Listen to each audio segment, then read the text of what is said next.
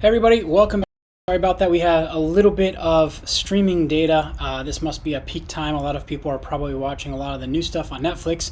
But what we were saying is today we're going to talk about foam rolling and mobility. So this was actually in the schedule for the rotation for the Almost Daily Coaching vlog. However, we did receive an email here from CC Swisher. He said, or she, that they had read my article in Pez Cycling News, and their specific question, if I can find it here once again, is this is not going to work, is it? So we're going to turn this off and we're going to try, let's try that and see if this works. Apologies, you're not going to get a video feed here. Let's see if this will work, if this will give us the picture back. If not, we're going to try, there we go. Okay, so they had asked, hey Menachem, saw your piece on using foam rollers on Pez Cycling News. One question though, when should we do this? Immediately after a ride, later in the evening, some other time? Thank you, CC Swisher. Well, the answer to your question is it depends. And I actually cover this in chapter 8 of my first book, The Vortex Method, the new rules for ultimate strength and conditioning for cycling. Now, the answer to your question, CC, is as follows. If you're looking for recovery, if you're looking to allow yourself to be able to recover from a ride or something else that's gone on, essentially what you're going to want to do is be working for 45 to 60 seconds per spot. Now in the book I talk about the Super 6. This has to do with the lats, the thoracic extension, quadriceps, and a number of other areas. 3 more to be honest. And essentially what we're looking at with the Super 6 are the common areas that are tight for cyclists.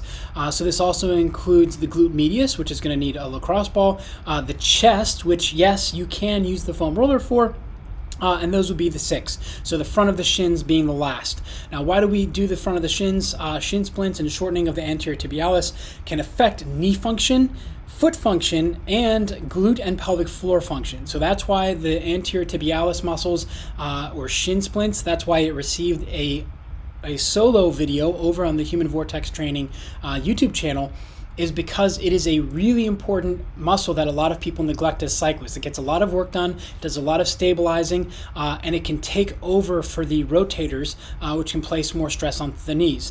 Now back on to CC's question and our main topic for today with the foam rolling.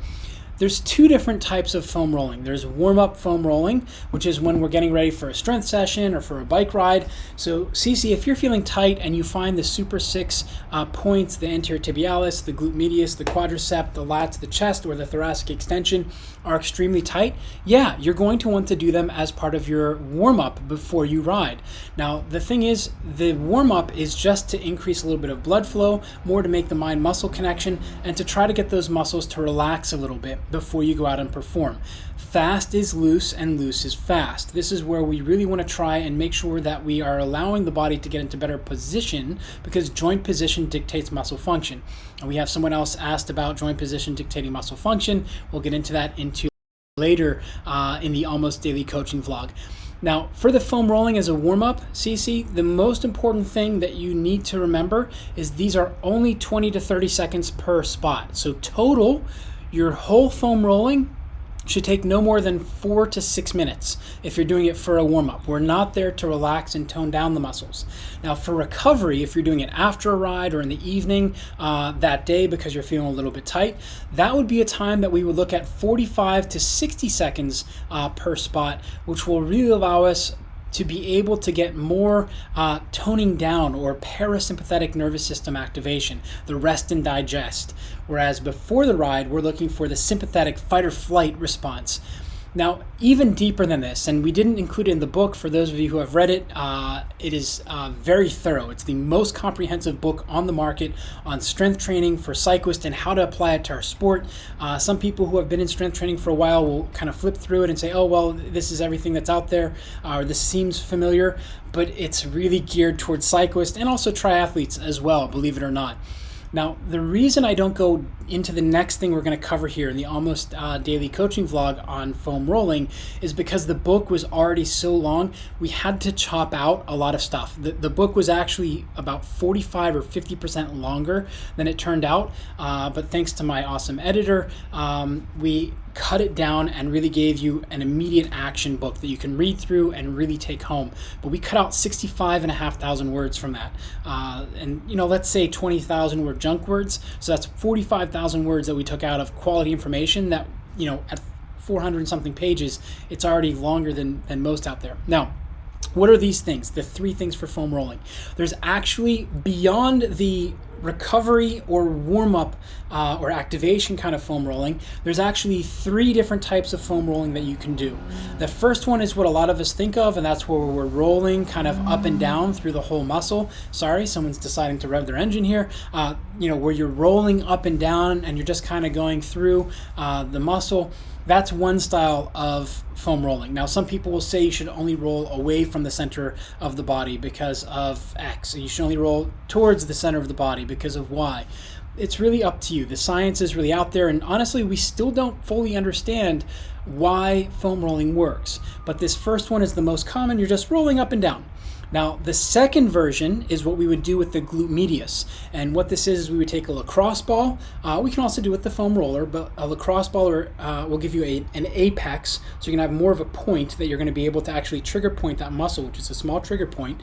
And essentially what we're looking to do is we're going to sit on that one spot and wait for it to release. So this would be akin to acupuncture a little bit, where they find that spot in the muscle, bing, they drop it in, and then you feel that muscle either quickly or slowly kind of open up. Now, that is going to be more for very tight muscles, knots, if you will. So if you have a common or recurring trouble spot, this is going to be what you're going to do.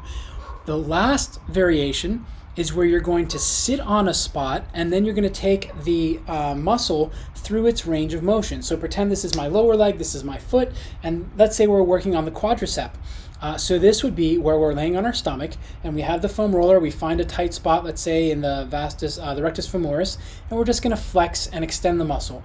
And what we're doing here is we're trying to work the fascial sheath, so to speak, out by flexing and extending the muscle and getting it to go through its natural range of motion with a little bit of change of how that line of action is working, and hopefully breaking up whatever's clumping that together.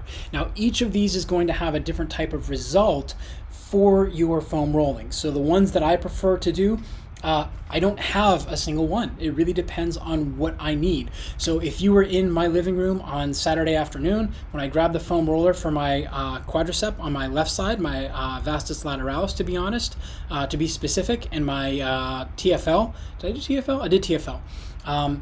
What I did there is I just found the spot and I laid there and I didn't move. Now, if you would come in any other day, let's say the gyms were open, I was working and I was on my feet and working with athletes and I needed to foam roll, I'd probably be rolling back and forth. Whereas in the middle of a workout, depending on how I'm feeling and what I'm feeling, either I'll do the first variation where I'll just sit, or if I feel that it needs movement, I'll do the moving one. So each tool has a different unique use, but it also ties into what you feel works best for you. So that's the most important thing, is these 3 different types of tools within foam rolling, and they really are different types of tools. You're going to get different outcomes. The first one, where you just sit on the spot, you're going to get that muscle in that specific line of action to relax. When you're moving the muscle, you're going to get a little bit of activation for the opposing muscle. You're going to have the other muscles around it start to fire. You're going to feel off a little bit because you're trying to stabilize, and that muscle is now not working as well. Whereas when you're just sitting on the spot, you just kind of are moving back and forth rather, as opposed to sitting on the spot. You're going to get a little bit better blood flow. You're kind of greasing the wheel, so to speak. But if you're looking to open up your mobility, do you actually need to foam roll, or should you stretch? Well, again, the answer depends, just like the first episode of the Strong Savvy Cyclist and Triathlete podcast. It depends. But really what it comes down to is 2 things. A lot of us think that static stretching is the only way to get mobility or flexibility, and that's not necessarily true. And in fact, when you look at gymnasts and how they are over the course of their life, if they start very young, they have a lot of issues as they get older because of the pressure on the joints. There's a lot of, spondylolisthesis is common, so that's in the back where there's lots of microfractures along the posterior spinous processes. There's a lot of different issues that gymnasts have, scar tissue in the hips, you name it, because they're stretching and pushing that tissue to its limit. That's not to say that all gymnasts have this. If you have the right body type, you may not have any issues because you're more flexibility with just enough tension. But as I spoke about in my last appearance on the Fast Talk podcast, which I think was number 79 or 99, I can't remember, we spoke about flexibility and stretching. And actually, you can get more mobile simply by firing the muscles on the opposing side of that joint in specific positions. So this is something that I'm going to have hopefully time to make a video on, hoping to do this in a gym setting because I really want to show a couple different implications. If not, we'll just do it here in the studio, aka the living room or the office. But essentially, you can get more range of motion, especially as a cyclist, where we're in this closed position. So you can see I'm sitting here in this very poor, almost riding position, right? So this is how I'm talking to you right now. That's very similar, very akin to a riding position, right? That's not very healthy. I can only stand this for a couple of minutes. Now, the first thing you think of is, well, I should stretch my hip flexors. That's not necessarily true. In fact, if I just stretch my hip flexors, I'll get relief for maybe 4 or 5 minutes, and then it comes back even worse. Whereas if I fire my glutes up and then I use my hamstrings and my spine, I actually have much better outcomes where that hip will open up very nicely and I'll be able to move around and be more stable as we go through and move into whatever it is I'm doing for the rest of the day. So same thing when I'm sitting, I've been sitting on the sofa doing work, honestly, instead of my desk, as my wife keeps reminding me, go back to your desk. We have a special chair for you for that, and I'm not using it. But the reason I'm enjoying sitting on the sofa is because I'm able to do a little bit more movement. I can open my hips up. So if I open my hips up on the sofa, I can fire my glute on one side, like a half frog hip lift where I'm sitting there, and then my back feels better. Now, this is an awful habit to get in. Let's be honest about it. My wife is 100% right. I'm learning that as we go through the whole marriage thing, is just say yes, and because usually they are, right? I don't know if she can hear me. But essentially what we're looking at is firing the muscles on the opposing side. When a muscle gets tight, it's oftentimes because it's either tired or it's being overworked. So it's tired or it's overworked. Those are both very similar things, right? So the muscle is not able to do its job anymore, so it's going to close down, because as I speak about in the first book, the Vortex Method, a muscle has 3 jobs: to protect a joint, to stabilize a joint, and to move a joint, to stabilize a joint while an adjacent joint is moving, and to move a joint. Sorry, it's been a long day. More coffee. So what we're looking at with all of this is, do you really need to stretch or do the foam rolling? It depends. Now, more times than not, I'm recommending to my athletes, we need to do an activation exercise, and if that doesn't help it, then we'll do some foam rolling. So for example, I have a developmental basketball player who had tight hips, very poor glute activation. So he actually messaged me on Friday morning saying that he was having a little bit of lower back pain. My response to him was, great. Let's do the sofa stretch, let's do the glute activation and frog hip lifts, and let me know how you feel after.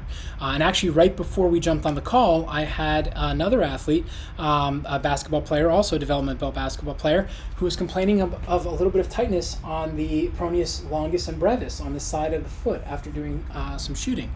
And the response to him was, because he said, oh, well, let's just do the foam roller. We did the foam roller for a minute, because he does respond well to that. 20 seconds each side, quadricep. We did not foam roll the lower leg. What we did instead was a figure 4 hip lift with a pause and squeeze at the top for a half a second. And then on the side that was bothering him, I actually had him push his knee down, which fired his lumbar, quadratus lumborum, and his internal and external oblique much harder. So he had to stabilize. And then he got up and was moving around. He's like, wow, I feel amazing. Great, I don't need the foam roller. So that's one example of how the foam roller can be used as a part of the solution, but should not be relied on it. Now, just to close up the mobility side of things, you'll notice I've talked a lot about stretching and foam rolling, but not a lot about mobility. Mobility is really the ability of a joint to go through range of motion, stable range of motion. So this is something that one of you on